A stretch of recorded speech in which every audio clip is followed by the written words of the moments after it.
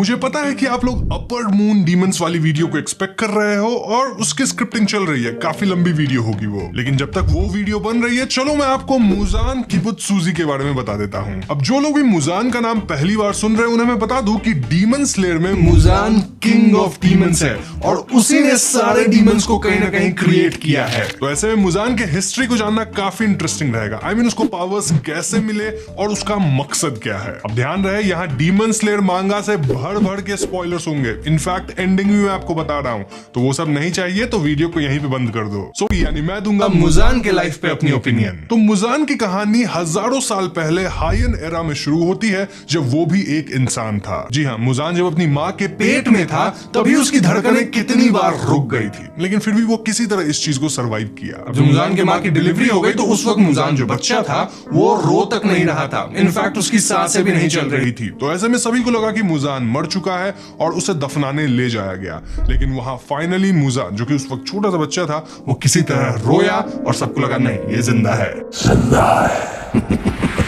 फिर मुजान जब थोड़ा बड़ा हुआ तो उसे एक ऐसी ना ठीक होने वाली बीमारी हो गई जिससे कि वो 20 साल की उम्र तक ही जी पाता। वो अपनी मौत के काफी करीब था जब एक ब्रिलियंट डॉक्टर मुजान को अपनी एक एक्सपेरिमेंटल मेडिसिन देते हैं। मुजान ये मेडिसिन खा लेता है और उसे लगता है कि वो फिर भी बच नहीं पाएगा और इसी गुस्से में वो डॉक्टर को मार देता है। लेकिन सून ही रियलाइजेस कि भाई वो हील कर चुका है, साथ ही उसे बहुत ही ज्यादा पावर्स आ गए हैं और अपने पावर्स को बढ़ाने के लिए उसे ह्यूमंस को कंज्यूम करना होगा। तो हम कह सकते हैं कि इसी मेडिसिन से मुजान पहला डीमन बना। मुजान को यह भी समझ आ गया था कि वो सनलाइट को नहीं झेल सकता है। I mean, अगर वो सनलाइट में जाएगा तो वो जल जाएगा और वो इसका इलाज भी ढूंढने लगा। मुजान को पता लगा कि डॉक्टर ने उसके दवाई में एक ब्लू स्पाइडर लिली का इस्तेमाल किया था, जो कि बहुत रेयर फ्लावर है। और इस फ्लावर को मुजान पूरे देश भर में ढूंढा, लेकिन उसे कहीं भी ये फ्लावर मिला ही नहीं। मुजान ऐसा सोचा था कि अगर ये फ्लावर मिल जाए तो शायद वो फिर से सन में जाने की क्षमता को पा सके। अब इसी फ्लावर को ढूंढने के पर्पस से मुजान डीमंस को क्रिएट करना शुरू किया। सो बेसिकली इन डीमंस का काम था फ्लावर को ढूंढना। साथ ही मुजान ये भी सोच रहा था कि म्यूटेशन के थ्रू अगर कोई ऐसा डीमन क्रिएट होता है जो कि सनलाइट को झेल सकता है, तो मुजान उसे कंज्यूम करके खुद भी सनलाइट को झेल पाने की क्षमता पालेगा। उस टाइम सनस्क्रीन था भी नहीं ना। जोक मारा, ये हंस रहे हलकट हंस।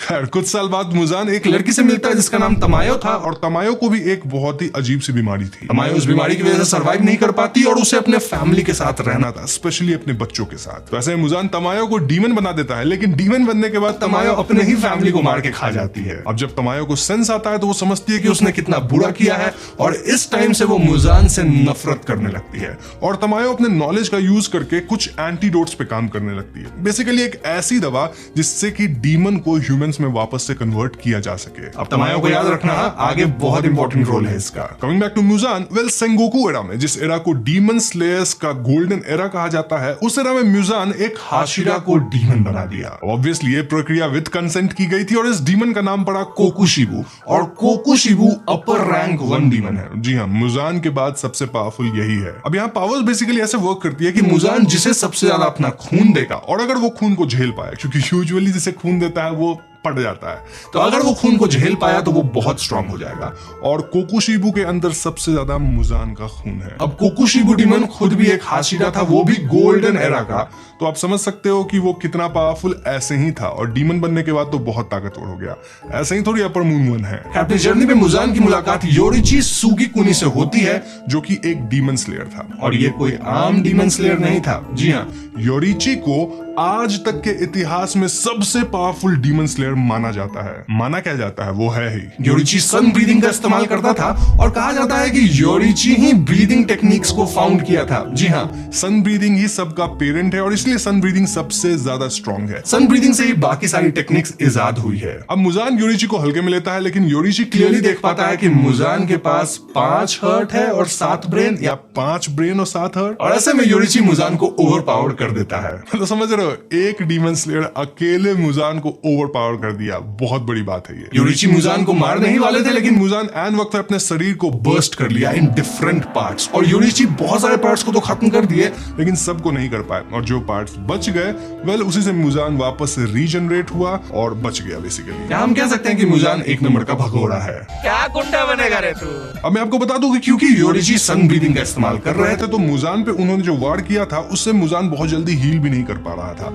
और मैं आपको बता दूं कि जो लोग भी सन ब्रीदिंग का इस्तेमाल करते हैं वो हानुफादा इयररिंग्स पहनते हैं। तो अब आप समझ रहे होंगे कि क्यों मुजान हानुफादा इयररिंग्स पहने हर एक इंसान को मारना चाहता है। नहीं समझे तो बता दूं, क्योंकि वो डरता है, सन ब्रीदिंग यूजर से वो डरता है। यही वजह थी कि मुजान ने तानजीरो के परिवार पे अटैक करके उसे मार डाला था, क्योंकि तानजीरो आपको पता होगा हानुफादा इयररिंग्स को पहनता है। साथ ही तानजीरो के फैमिली में ही सन ब्रीदिंग टेक्निक को प्रिजर्व करी गई है, मतलब वो अकेला ऐसा बंदा है जो अभी के टाइम पे कर सकता है सन ब्रीदिंग टेक्निक।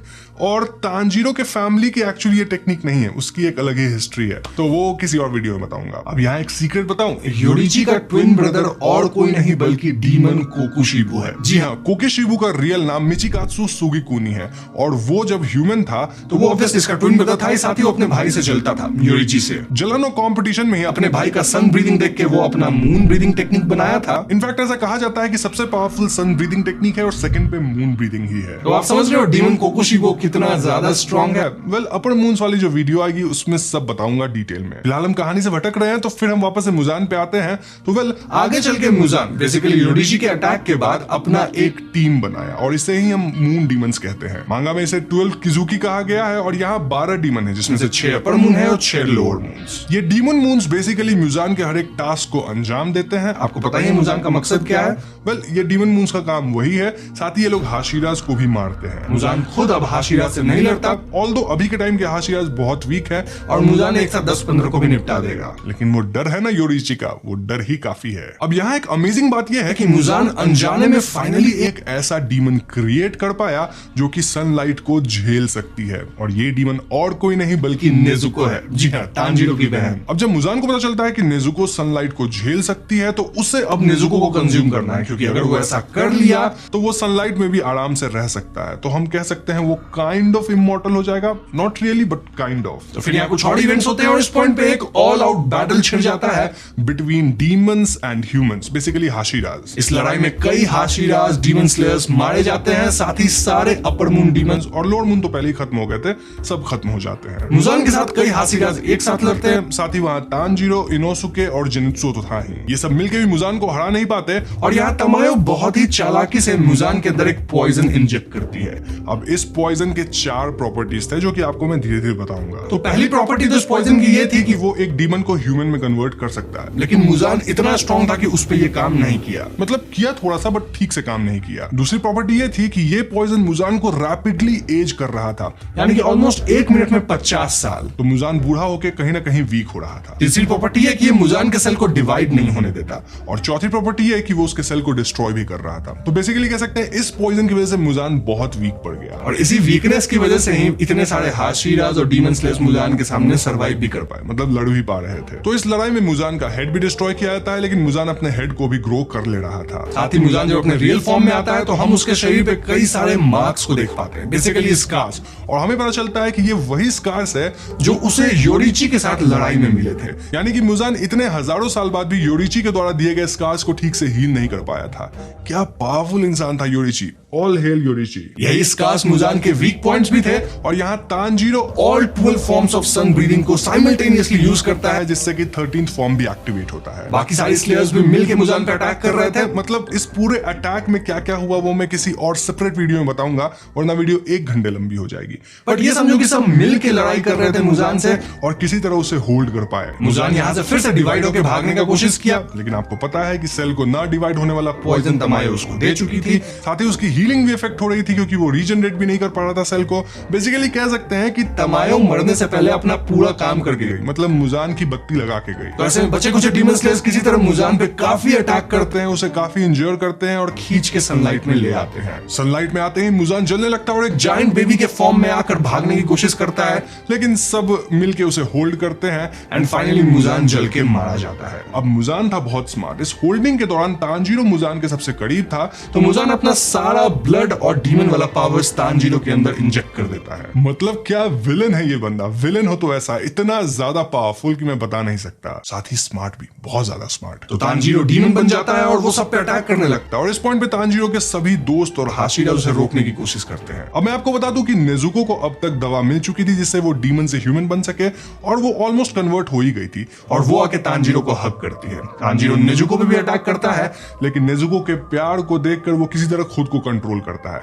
और इसी पॉइंट पे कनाओ जो है वो आती है और वो तांजीरो को इंजेक्ट कर देती है। इंजेक्ट किससे की? वेल वही दवा से जिससे वो ह्यूमन बन जाए, एंड देन तांजीरो भी ह्यूमन बन जाता है, एंड फाइनली डीमंस खत्म, मुजान भी खत्म हुआ। अब अगर तांजीरो डीमन से ह्यूमन नहीं बनता तो नया डीमन किंग वही था। और मैं आपको बता दूं कि तांजीरो को सनलाइट से भी कुछ नहीं हो रहा था। आपको पता ही है कि नेजुको को भी कुछ नहीं होता तो तांजीरो को भी नहीं हो रहा था। तो अच्छा हुआ तांजीरो वापस ह्यूमन बन गया, वरना भैया ये मुजान से भी ज्यादा ताकतवर डीमन बनता ओवर टाइम। तो अब जबकि मुजान मर चुका है, मैं आपको मुजान से जुड़ी कुछ और बातें बता देता हूं। तो बेसिकली मुजान किबुयाशी फैमिली से बिलोंग करता है, और ये बात जो लोग एनिमे देख रहे होंगे उनको भी थोड़ा आइडिया लग गया होगा। मुजान का सबसे बड़ा डर था मारा जाना, क्योंकि बचपन से ही आप देखो उसके ऊपर मौत मंडरा रही थी। बचपन में वो मर ही रहा था हर चीज से, लेकिन फाइनली वो डीमन बना, और जब वो डीमन बना तो वो ठान लिया कि वो इमॉर्टल बन जाएगा, उसे कोई मार ही नहीं सकता।